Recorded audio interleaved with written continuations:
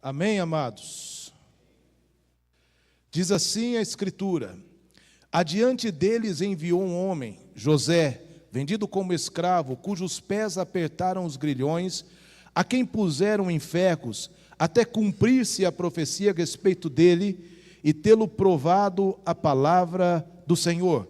O rei mandou soltá-lo e, potentado dos povos, o pôs em liberdade. Constituiu o Senhor de sua casa e mordomo de tudo que possuía, para o seu talento sujeitar aos seus príncipes e aos seus anciões ensinar a sabedoria. Oremos. Pai, que a Tua palavra, e tão somente a Tua palavra, seja viva, santa e eficaz aos nossos corações e transformadora, em nome de Jesus. Amém? Volta a sua Bíblia agora em 45 de Gênesis. Gênesis número 45. Nós estamos desde domingo passado pela manhã falando sobre a vida de José. Mas falando sobre a vida de José, mas adentrando um pouco mais daquilo que nós conhecemos como trivial, que José sonhou, e porque sonhou foi perseguido pelos seus irmãos, e porque foi perseguido pelos seus irmãos foi vendido, e porque foi vendido ficou escravo, foi traído lá na casa de Potifar, e depois foi para a prisão, e depois se tornou governador. Nós estamos adentrando. Hoje nós falamos sobre os 3 sonhos que José interpreta, não sendo os seus, e falamos sobre algumas nuances. O capítulo 45, ele vai dizer, a partir do versículo 1, que José, a partir deste momento, não consegue mais se esconder. Qual é a história? Vendido pelos seus irmãos com 2 anos já de fome, vão comprar alimentos ali no Egito, a partir daquele momento que José administrou 7 anos de fartura do Egito, quando o faraó o coloca. E diz assim: então José, não se podendo conter, diante de todos os que estavam com ele, bradou: fazei sair a todos da minha presença. E ninguém ficou com ele. Quando José se deu a conhecer aos seus irmãos, levantou a sua voz em choro, de maneira que os egípcios o ouviam, e também a casa de Faraó. E disse aos seus irmãos: eu sou José, vive ainda o meu pai? E os seus irmãos não lhe puderam responder, porque ficaram atemorizados perante ele. Disse José a seus irmãos: agora chegai-vos a mim. E chegaram-se, então disse: eu sou José, vosso irmão, a quem vendestes para o Egito. Agora, pois, não vos entristeçais, nem vos irriteis contra vós mesmos, por haverdes vendido, porque aqui também, para a conservação da vida, Deus me enviou adiante de vós.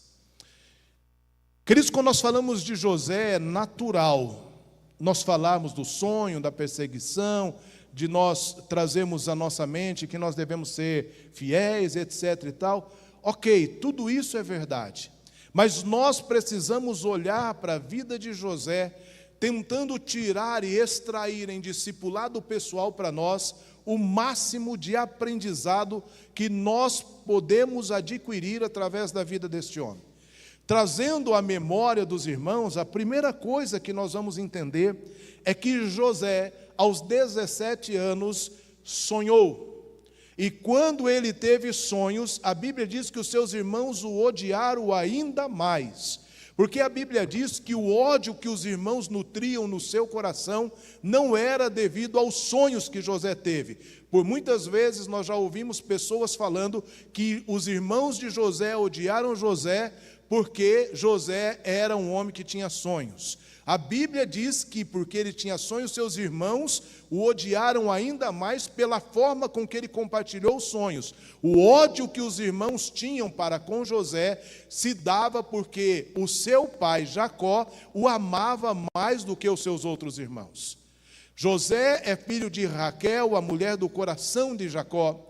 Então a Bíblia diz que, como Jacó amava mais José, ele era preferido entre os seus irmãos. A Bíblia diz que José, no capítulo 37, saía até os seus irmãos e trazia más notícias até Jacó, e os irmãos que ele iam eram filhos das concubinas. Então ele trazia informações, fofoca, trazia informações ruins.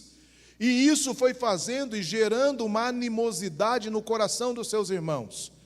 Quando recebe do seu pai uma túnica de talá de várias cores, que era a túnica do governo, sendo ele o filho mais novo, ele fere um princípio que Jacó já havia ferido através da sua mãe Rebeca com Esaú, o direito da primogenitura que estaria sobre a vida de Rubem. Então, quando isto acontece, os seus irmãos já têm uma animosidade. E quando ele traz essas má notícias, a animosidade aumenta até o ponto que ele sonha. E quando ele vai contar o sonho, a Bíblia diz que eles odiaram ainda mais José. Isso quer dizer o quê? Que José, com 17 anos, como qualquer pessoa de 17 anos, é um menino imaturo. Na flor da sua idade, da flor da sua juventude, na sua imaturidade, ele recebe de Deus o projeto do seu futuro. Um dos grandes problemas que nós vamos enfrentar é que às vezes nós recebemos o projeto de Deus nos nossos corações, mas nós não entendemos que para a maturação do projeto, nós também precisamos ser maturados e nós também precisamos amadurecer. Existe um tempo de maturidade para cada um de nós, para que nós possamos pisar nas promessas que Deus nos fez. José, olhando para isso, ele é vendido pelos seus irmãos e, desde a casa de Potifar até a sua estada na prisão, a interpretação dos sonhos do copeiro e do padeiro, e depois a interpretação do sonho do faraó, José vive 13 anos de amadurecimento.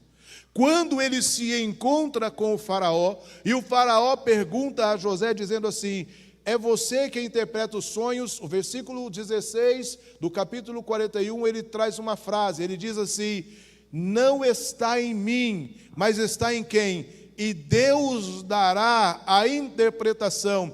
Respondeu-lhe José: não está em mim, mas Deus dará a resposta favorável ao faraó. O que isso quer dizer? Maturidade. A maturidade de José fez com que ele entendesse que a partir de agora, então, ele não tinha mais nada dele, tudo era a partir de Deus. Quando ele se encontra no capítulo 45, ele se relaciona com os seus irmãos, o que nós lemos, ele diz: não se preocupem, não foi vocês quem me venderam, foi a soberania de Deus agindo no percurso da minha vida, quem me enviou à frente de vocês, porque nós estamos vivendo o tempo de fome. Já foram 2 anos e nós teremos ainda mais 5 anos de fome. Então, para a preservação da vida, para preservar a vida de vocês, foi que Deus, na sua soberania, permitiu que vocês, na angústia, na tristeza e no ódio do coração de vocês, me vendessem. O salmo que nós lemos, ele fala sobre a soberania de Deus, e ele diz que na soberania de Deus, Deus enviou José até o Egito para preservar o seu povo. Partindo deste entendimento, hoje eu gostaria de pensar com você como você pode estabelecer um novo tempo na sua vida, já que nós temos promessas de Deus, amém?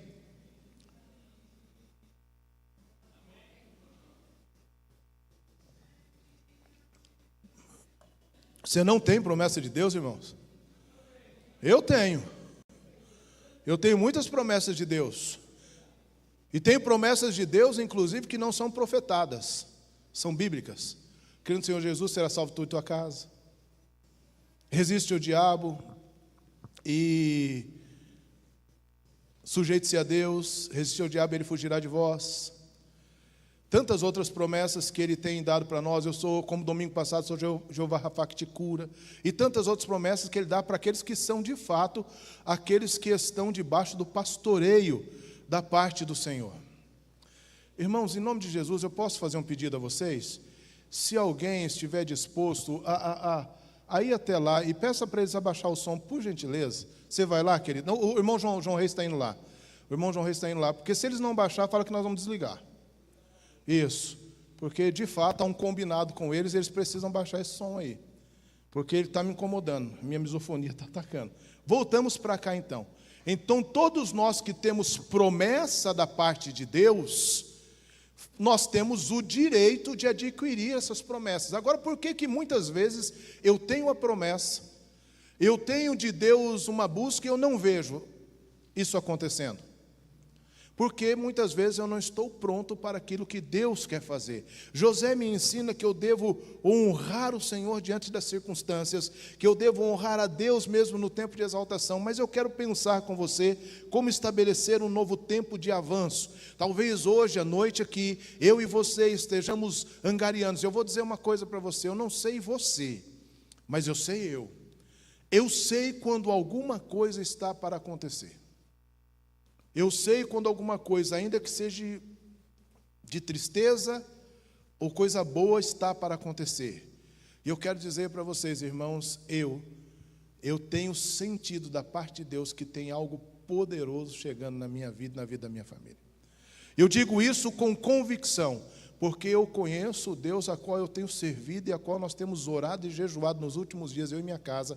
E quando nós fomos estudar sobre José, foi para podermos extrair para as nossas vidas, como José passou pelas intempéries que Deus permitiu que ele passasse, para que ele amadurecesse, para que Deus pudesse descortinar para ele a promessa. E eu espero ajudá-los esta noite com isso. Primeira coisa que nós precisamos entender, devemos aceitar com paz tudo que acontece nas nossas vidas. Se você olhar para o capítulo de número 50, versículo de número 20, você vai ver José caminhando para o final da sua vida, e ele vai dizer assim no versículo 20: vós na verdade intentastes o mal contra mim, porém Deus o tornou em bem, para fazer, como vedes agora, que se conserve muita gente em vida. Ele está dizendo aqui debaixo de uma maturidade, obrigado, viu, irmão João Reis, de uma grande maturidade. Ele está falando novamente com seus irmãos. O que é que está acontecendo aqui? Seu pai morreu, e quando seu pai morreu, o temor de que ele se vingasse dos seus irmãos aumentou. Por que aumentou? Porque enquanto seu pai estava vivo, eles sabiam que ele respeitaria seu pai. Agora o pai morreu, ele é governador do Egito, todo o poder está na mão dele. Os irmãos falaram, é agora. E os irmãos, se vocês lerem os versículos anteriores, eles fazem um combinado e vão lá, o pai falou que não é para você judiar de nós não, tá bom? E ele diz assim, não se preocupem. Não se preocupem, porque na verdade vocês intentaram fazer o mal contra mim, mas na verdade Deus já reverteu esse mal em bênção. Escute, quando você entende, o domingo passado que eu preguei, o Senhor é o meu pastor e nada me faltará, Ele é o meu guia, Ele é o meu Jeová Roi, Jeová Shalom, Jeová Tiksenu, Ele é aquele que governa a minha vida. Todo o mal que intentarem contra você será revertido por Deus em bênção. Isso não é promessa, desculpe a palavra, promessa barata. Isso não é palavra coach. Isso é Bíblia, mas para que isso aconteça, eu preciso pelo menos ter o princípio da fidelidade de José na minha vida, de resistir ao mal, de não se dar à luxúria, ao prazer da mulher de Potifar, de estar dentro da cadeia e honrar quem está cuidando dele, interpretar os sonhos e dar a Deus a honra devida, porque às vezes nós até queremos as benéficias, e por querer as benéficias, nós achamos que Deus vai nos abençoar quando nós estamos andando errado. Irmão, em nome de Jesus, coloca uma coisa na sua cabeça, não tem como Deus abençoar quando eu não tenho vida reta, ou pelo menos tenho esforço para ter uma vida digna e reta. Se eu não leio Bíblia, não oro, não busco a face de Deus, não tem como eu esperar que Deus abençoe, irmãos. E aí a gente fica com mantras evangélicos, Deus vai fazer, Deus vai acontecer. Ele está pronto para fazer, mas Ele espera de nós uma resposta positiva. E mesmo aquilo que dá errado, quando eu estou andando em retidão, pelo menos procurando andar em retidão diante do Senhor, Deus vai coordenando para que tudo concorra para o bem daqueles que o amam e que são chamados segundo o seu propósito, Romanos 8, 28, porque é assim que a Bíblia diz. Todas as coisas concorrem para o bem daqueles que amam a Deus. Amém? Até aquilo que não deu certo, até aquilo que não funcionou, até a perseguição, até qualquer outra coisa, concorre para o bem daqueles que amam a Deus. Irmãos, em nome de Jesus, se muitas das minhas orações Deus tivesse respondido, eu não teria chegado nos lugares em que eu cheguei, não teria sentado nas mesas em que eu sentei, e não teria relacionamentos que eu construí, porque eu não teria ido nem perto disso. Ainda bem que Deus não respondeu algumas orações, ainda bem que algumas coisas não deram certo, e ainda bem que até o que intentaram contra as nossas vidas de forma geral, legal. Ainda bem que até o que o inimigo tentou gestar contra as nossas vidas, Deus reverteu a maldição em bênção e continua fazendo assim em nome de Jesus, amém?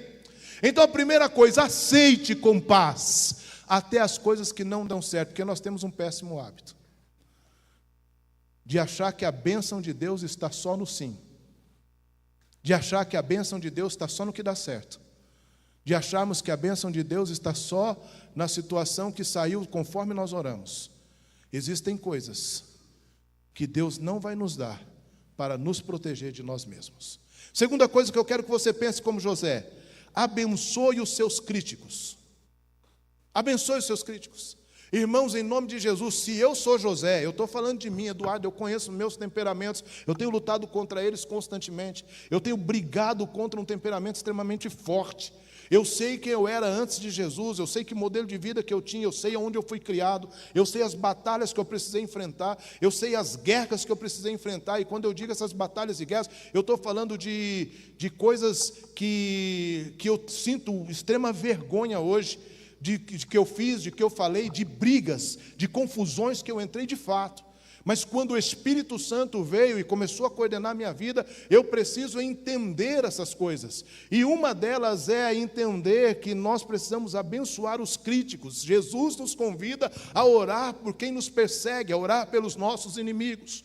Deixa eu te explicar uma coisa: o crítico é o seu maior combustível para que você possa chegar a algum lugar. O problema é quando eu não estou resolvido comigo, e aí a crítica me fere e me faz parar de caminhar. Quando eu não sei quem sou, quando eu não sei o Deus que eu sirvo, qualquer crítica me faz transicionar a culpa para outros, não assumir a minha responsabilidade e me impede de caminhar.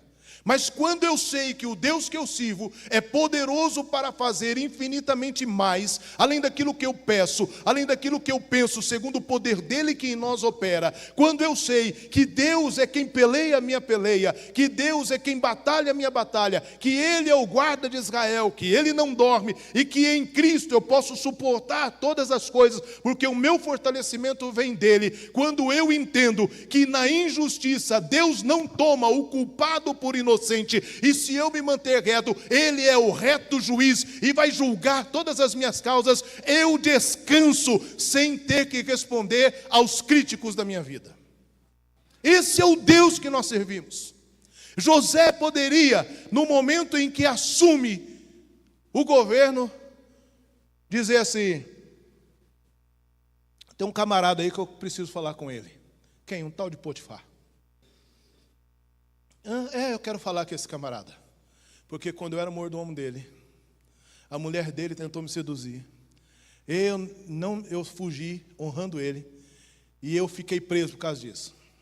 Então agora eu quero bater um papo com ele, porque agora é minha vez.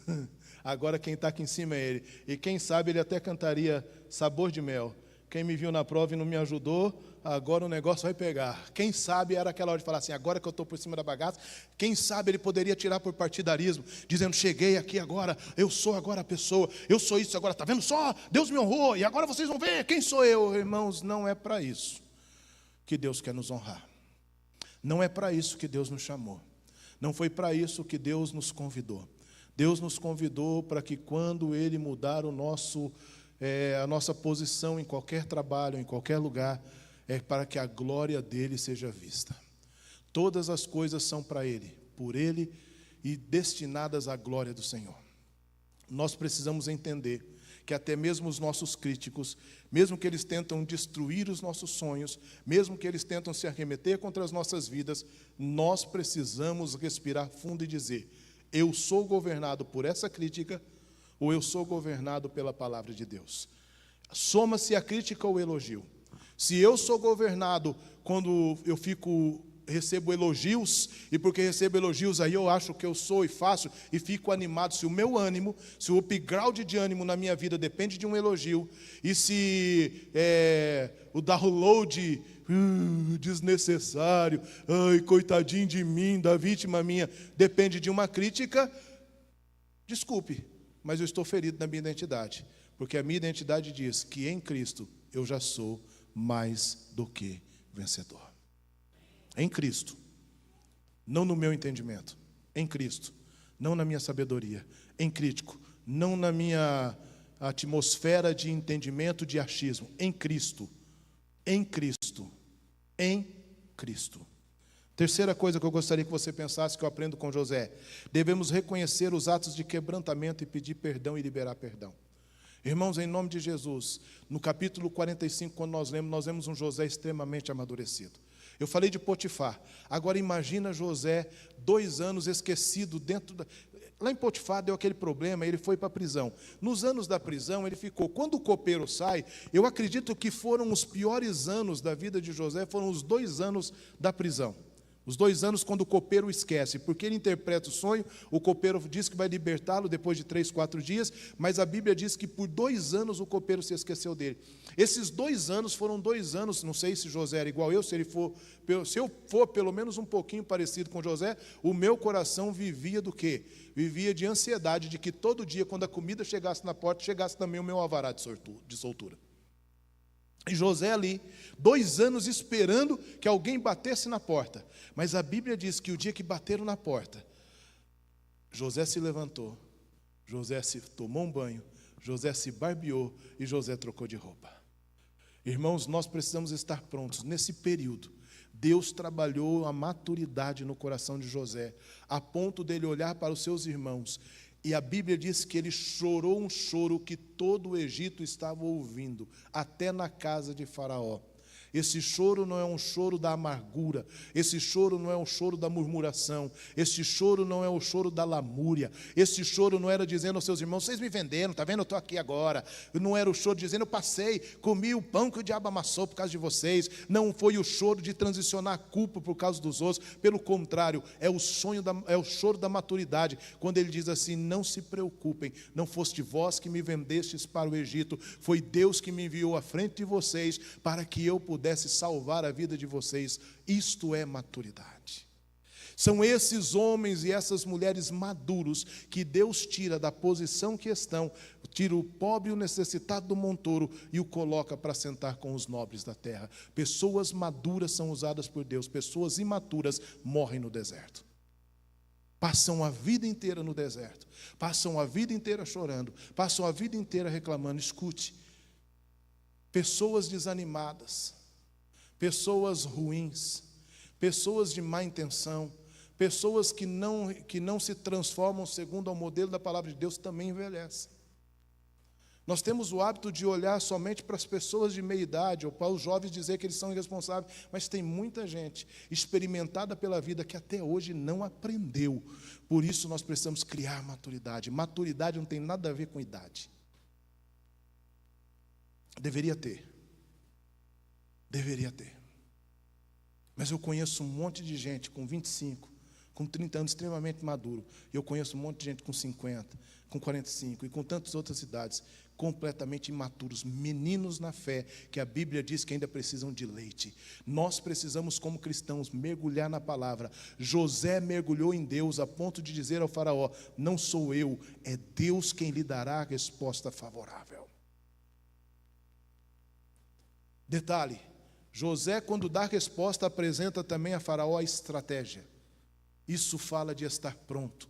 Muitos de nós perdemos oportunidades, principalmente na esfera profissional, porque nós desistimos de crescer. Irmãos, hoje, me desculpe, não estou aqui falando para ninguém, mas para quem estiver me ouvindo pensar, hoje eu estou na cola do Marcelo dizendo assim: eu preciso, porque senão eu vou para o Duolingo, mas o Duolingo é complicado, eu não gosto do Duolingo não. O Duolingo manda até e-mail para a gente, perseguindo a gente para fazer a aula. Então eu vou com o Marcelo, que é mais leve. Aprender uma outra língua, se especializar numa outra língua. Nós recebemos os missionários de missões mundiais, minhas filhas falando inglês, a outra falando francês, com missionário, e eu lá, hello, ok, só falando o basicão, mas elas falando, e eu fiquei com vergonha. Hoje só não estuda e não cresce na sua profissão quem não quer. Na sua profissão, hoje só não cresce quem não quer. Professor que não tem tempo para fazer um mestrado, uma pós-graduação, faz um multiplica. Cadê o Elton? Multiplica vale mais do que uma pós hoje, né? O professor de escola integral sabe do que eu estou falando. Pastor, mas eu não vou estudar. Mas se você trabalha, por exemplo, com um trabalho braçal, você tem como se especializar. Você tem como ser melhor. José me dá essa aula. Nós devemos não só ser pessoas de perdão, mas nós devemos estar preparados. Precisamos vencer e ajudar pessoas a vencer os seus medos. Escute, nós já temos muita fila de hospital que derramam doença por onde você vai. Eu não sei você, mas eu vou ali a cada 2 meses, na famosa fila pequena, leve, tranquila, da farmácia de alto custo. Eu não sei você, mas dependendo aonde você entra na farmácia de alto custo, você sai mais doente que você chegou. Isso é, se você estiver doente, se você não tiver, você sai. Porque vira uma competição. Não sei se vocês já prestaram atenção. Irmãos, escute o que eu vou lhe dizer. Quando você vai conversar com alguém que vai contar para você uma dor, um problema, uma dificuldade, eu gostaria de te dar agora uma lição de aconselhamento. Quando você vai, não compete com a pessoa, por favor, a dor. Tem gente que você chega assim, poxa, essa semana eu tive uma dor de cabeça. Isso, você não sabe, semana passada a minha dor de cabeça foi terrível. Parece que começa a competir a doença. Parece que você entra numa fila lá, o velhinho, não, porque tem gente que não sei se vocês viram agora o que disparou aí para as capitais, o alerta da Defesa Civil, disparou no mundo inteiro aí. Eu vi uma piada legal, que tinha uns que não sabia se corria para um abrigo ou se corria para o dicionário para saber o que era aquilo. Mas parece que é um negócio louco. Dispara um gatilho quando você chega numa fila de hospital. E as pessoas chegam, fila de banco, fila de supermercado, fila de lotérica. Nossa, a conta, mas está tudo muito caro. Só reclamação. Irmãos, em nome de Jesus, o Senhor Jeová Jireh tem suprido cada uma das nossas necessidades. A Ele honra, a Ele glória, a Ele louvor, a Ele domínio, a Ele majestade. Ainda que com problemas de saúde, ainda que com dificuldades financeiras, ainda que com batalhas e com luta, nós estamos aqui vivos para podermos contar a história e dizermos, oh, querido Deus, até aqui o Senhor tem nos ajudado. José nos dá isso, então nós precisamos também ajudar as pessoas a vencer os medos. Os seus irmãos estavam com medo, ele diz, não temas, não tenham medo, porque Deus me enviou adiante de vós para preservar a vida de vocês, e eu vou com vocês até o fim. Eu estarei com vocês até depois do fim, eu vou estar junto com vocês. Reconheça, irmãos, em nome de Jesus. Claro que o que eu vou falar aqui eu não quero lhe ofender, mas eu preciso que você escute com muita maturidade o que eu vou dizer. Reconheça a soberania de Deus na sua jornada de vida. Essa semana eu estive em Piraju, cidade do meu coração. Cidade que eu aprendi a amar e depois que casei com uma filha de Piraju, eu amei mais ainda. As águas do rio Paranapanema para mim são curativas. Estava frio na beira do rio, mas eu fui para a beira do rio só para poder ver a usina, ver tudo aquilo. Para mim é cura, é curativo. Fiz uma postagem dizendo, há um lugar onde existe cura, onde existe tranquilidade. Aquele é o meu lugar de cura. Aquele é o lugar onde eu respiro fundo. Aquela natureza, ela é exuberante para o meu coração. Porque eu entendi que há uma soberania de Deus guiando cada um dos meus passos. Escute. Eu não sei o que vai acontecer comigo nos próximos dias, nos próximos meses, nos próximos anos. Mas eu sei de uma coisa, eu estou guardado pela mão do soberano que governa a minha vida. Pastor, se intentarem o mal contra o Senhor, eu continuo guardado pela mão do soberano que governa e que guarda a minha vida. Pastor, se falarem mal do Senhor, eu continuo guardado pela mão do soberano que cuida, guarda e governa a minha vida. E se o Senhor ficar e a igreja crescer demais, e o Senhor se tornar um pastor famoso, continuo guardado debaixo da potente mão do soberano que governa, que cuida da minha vida. Eu não dependo de homens.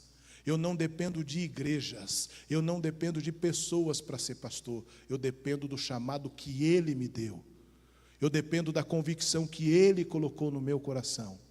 Eu não sou pastor porque alguém colocou a mão sobre mim. Sim, tudo isso faz parte, mas alguém só colocou a mão sobre mim porque Ele me chamou, me tirou das trevas, me colocou na sua maravilhosa luz, colocou nos meus lábios um cântico novo e me fez pregoador da sua palavra. Porque vocês acham que eu tenho talento para pregar? Vocês acham que eu teria capacidade e entendimento disso aqui se não for ao Espírito Santo? Ah, meu irmão, por favor, todas as vezes que a gente acha que tem alguma coisa, que a gente pode alguma coisa, cuidado, cuidado.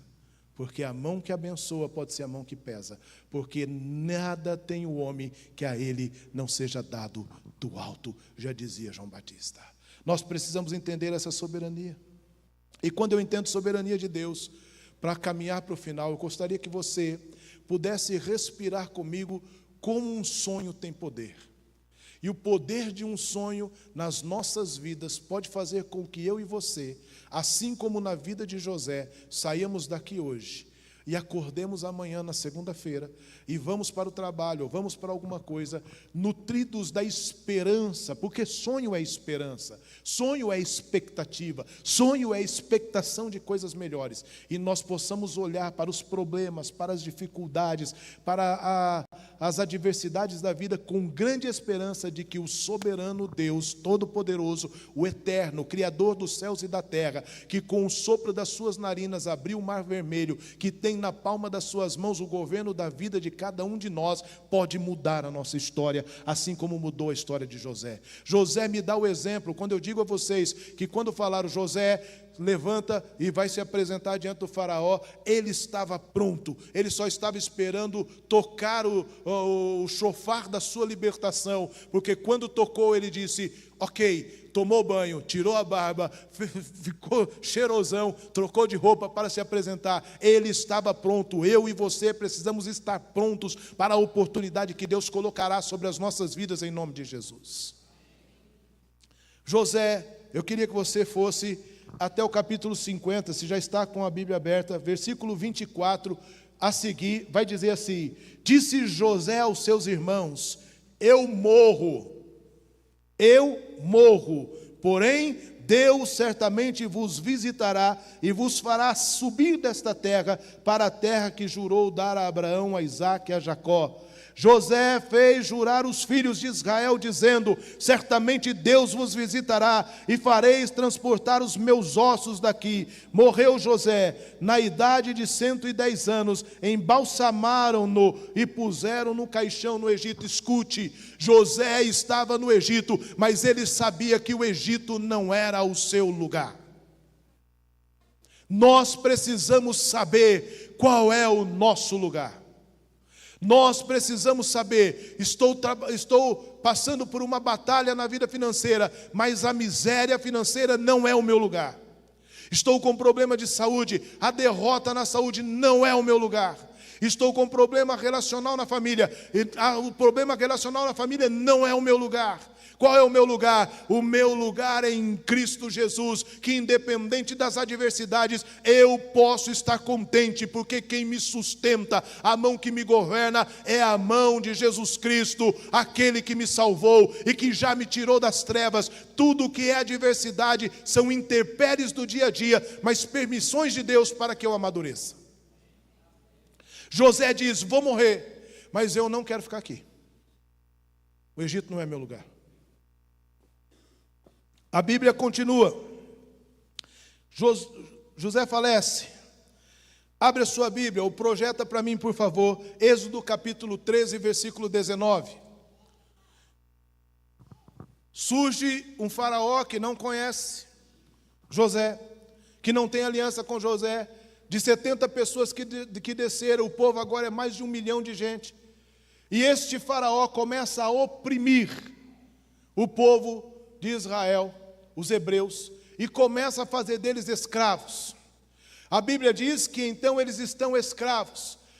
Vem Moisés, tudo aquilo que nós já sabemos, 10 pragas, e ele liberta o povo. A Páscoa acontece, Pechá, passagem por cima, o anjo da morte passa por cima, não mata os primogênitos. Faraó, quando vê o primogênito morrendo, libera todo mundo para ir embora. E ao liberar todo mundo para ir embora, ele diz, pode sair.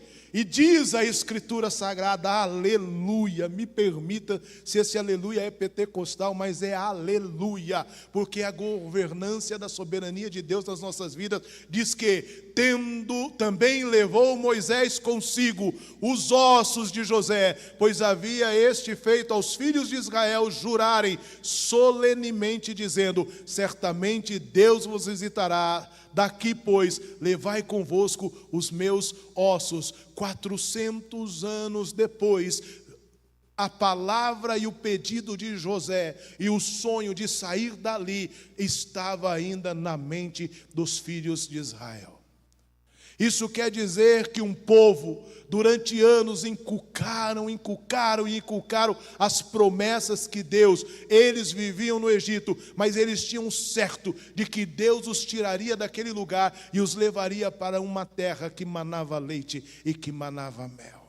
Muitos morreram na jornada, mas morreram permeados na esperança de uma vida melhor. O poder de um sonho. Qual é o teu sonho? O que é que você tem feito pelo seu sonho? O que é que você tem estudado pelo seu sonho? Eu me recordo de um amigo que dizia que queria trabalhar. E um dia eu pedi para ele o currículo, ele disse que não tinha currículo. Eu falei, já começou ruim. E aí um dia eu disse para ele, vamos então distribuir currículo, amanhã às 7 horas eu passo na sua casa. Ele, 7 horas? Por que 7 horas? Porque até a gente sair e chegar já vai estar dando 8h30. Então a gente vai conseguir distribuir os currículos. Não dá para ir depois do almoço? E aí eu disse a ele, você não quer trabalhar? Irmão, eu conheço pastores, me desculpe, eu vou falar da minha classe, que querem pregar, que querem entender, que você chega na casa dos camaradas 10 horas, 11 horas da manhã, os caras estão dormindo.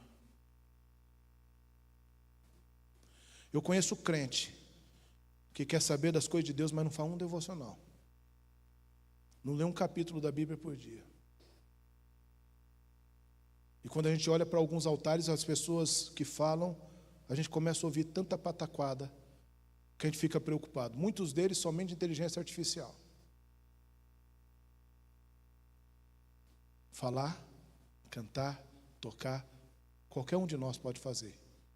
Agora, fazer isso com unção, precisa ter mergulho aqui, precisa ter oração, precisa ter jejum. O Espírito Santo não flui aonde não tem obediência. Obediência é sinal de bênção.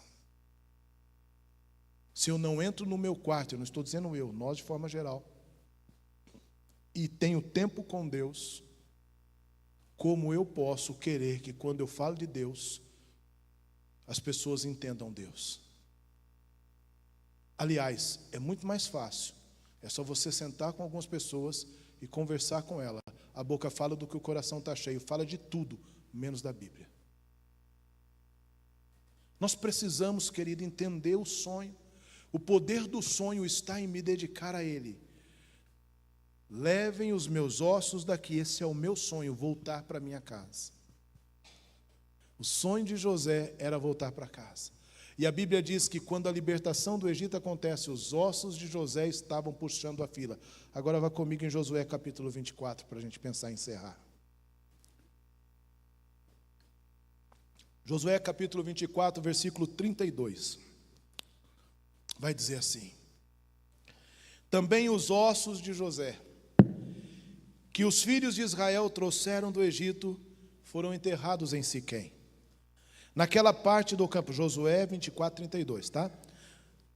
Naquela parte do campo de Jacó, que Jacó comprara aos filhos de Emor, pai de Siquém, por 100 peças de prata, que se tornara herança dos filhos de José. Queridos, eu estou falando aqui, eu quero que você faça comigo uma conta. 17 anos é a idade que José foi vendido. 30 anos é a idade que ele começa a governar. 17 menos 30, 13. 430 anos é o tempo do povo no Egito e o tempo que o povo peregrinou. Então, 430, mais 40 anos de deserto, mais 30 anos até a conquista das terras, dão um total de 513 anos. O que tem essa conta, pastor? 513 anos depois, aproximadamente, porque tem um tempo que a gente não vai conseguir cravar, mas 513 anos depois, José voltou para casa. Ainda que morto, ainda que somente os seus ossos, mas a Bíblia diz que quando Jesus ressuscitou, José também, porque os santos que estavam mortos foram vistos andando por toda Jerusalém. Eu não sei qual é o Deus que você tem servido de verdade. Se é um Deus que você tem servido de longe, se é um Deus que você tem servido talvez assim, mais ou menos, ou se é um Deus que tem te consumido, se é um Deus que tem te feito realmente querer viver nele, estar nele e mergulhar nele. Termino essa série de José te dando 3 parâmetros para você pensar. Primeiro, José sabia que o Egito não era o seu lugar. Você precisa saber qual é o seu lugar. De fato, você precisa saber qual é o seu lugar. E aí eu te dou um conselho: se porte como dono daquele lugar. Eu sou cristão, se porte como um, haja como um, seja como um. Segundo, pessoas curadas estão preparados para perdoar a outros e serem perdoados e poderem voltar para a casa do Pai. Terceiro, não importa o sucesso, não importa a demanda, não importa a conquista, não importa nada daquilo que não glorifica a Deus. Porque se não glorifica a Deus, todo sonho é sonho do padeiro, e o sonho do padeiro é sonho para a morte. Talvez nesta noite você tenha chegado aqui nessa casa de oração, talvez você que está em casa me ouvindo, ainda acredite nos sonhos e nas promessas de Deus. Ainda acredite que Deus possa realizar muito em você e através de você, na sua casa e na sua família. Querido irmão, eu finalizo essa noite dizendo a você: não seja como José de 17 anos, imaturo, menino, que na inconsequência de uma criança de 17 anos, trazia más notícias, dizia que ia ser o Opempur e etc e tal. Seja um José amadurecido nos 30 anos, que passa a governar, e por 90 anos, governa sobre o Egito, com graça, com cuidado e com misericórdia. Foi a este homem que Deus, através do faraó, conferiu e confiou todas as riquezas do Egito e o governo daquela terra. Foi esse homem que recebeu da parte de Deus, através do faraó, o direito de dar descanso ao seu líder faraó. Que nós possamos ser como José, que nós tiremos da cabeça aquele negócio que os sonhos de Deus vão se realizar a todo custo, porque não vão. Os sonhos de Deus se realizam quando eu brigo, luto, respiro e entendo a soberania de Deus na minha vida. Nesta noite eu quero te fazer 2 desafios. O primeiro é: olhe para tudo que não deu certo até aqui. Pare de olhar com o olhar de lamber feridas. Não deu certo, irmão, não tem como voltar atrás, não tem como voltar lá, não tem como consertar. Algumas coisas se consertam com pedido de perdão, com restauração de relacionamento, outras voltando, até mesmo acertando pendências. Algumas coisas se consertam assim, mas tem coisa que não dá mais para consertar. Então o primeiro conselho é: olhe para trás com gratidão a Deus pelas coisas que não deram certo. E o segundo conselho é: olhe para frente dizendo: eu quero viver coisas novas. Eu quero viver os sonhos que o Senhor projetou para mim, e por isso, Pai, eu estou aberto a novas coisas. Eu não sei qual é o sonho do seu coração. Talvez o sonho de alguns aqui seja voltar para casa, como é o meu. Como é o meu. Eu sei que alguns aqui têm o sonho de voltar para Maceió. Eu sei. Eu sei que alguns aqui têm o sonho de poder voltar a ter uma convivência boa em família, por exemplo. Outros têm vontade de voltar a ter a saúde que tinha. Outros têm vontade de ter uma estabilidade financeira. Eu não sei qual é o seu sonho. Eu não sei que altura está o seu sonho, mas eu sei que altura está o nosso Deus. Deus é aquele que restaura os nossos sonhos, as nossas vidas. Nos momentos mais angustiantes que eu passei, nos momentos em que eu tinha tudo para ter a maior dúvida, no momento em que eu tinha tudo para desistir, Deus me visitou com poderosa mão e falou comigo, literalmente, sobre tudo que Ele já tinha feito. Parece que nós ensaiamos a música que eu pedi para o Gabriel, escolhe uma música do Vitor Quevedo, mas é bem aquilo. Quantas bênçãos, quantas são recebidas da poderosa mão do Senhor. Aquele que não te desamparou, aquele que te guardou até aqui, vai continuar guardando. Abram aspas e digo a você, desde que nós permanecemos nele. Porque se a gente começar a fazer coisas que Gálatas 5 condena, que a Bíblia condena, não tem como Ele nos guardar, irmão. No erro, Deus não tem como abençoar ninguém. Lá em Isaías 59, 1 e 2 diz assim: os meus ouvidos não estão tapados, nem estão encolhidos os meus braços, para que eu não possa ouvir e estender o braço para salvar, mas vossas iniquidades fazem separação entre mim e ti. Nós precisamos entender que o sangue nos restaura e nos coloca diante de Jesus. Vamos orar, Pai, em nome de Jesus. Nesta hora nós oramos por essa noite, em que nós aprendemos com José a perseverança, mas acima de tudo aprendemos a maturidade. Que nós aprendemos com José o esperar, mas aprendemos acima de tudo o perdoar.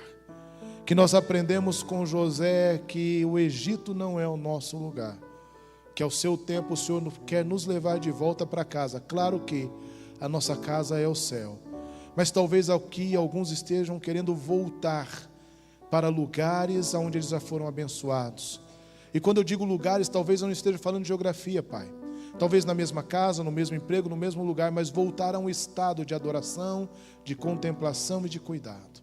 No Teu nome, Pai, nós oramos esta noite. Nós Te pedimos, dai-nos a perseverança, a paciência, a coragem de que nós vemos em José para permanecer fiel. Porque nós sabemos que assim o Senhor nos abençoará, nos guiará e coordenará e cuidará das nossas vidas. Nós queremos colocar tudo o que temos e somos nas Suas mãos. Entendemos que na Sua soberania o Senhor nos abençoará e nos multiplicará na força do Teu poder. Nós oramos agradecidos em nome de Jesus. Amém.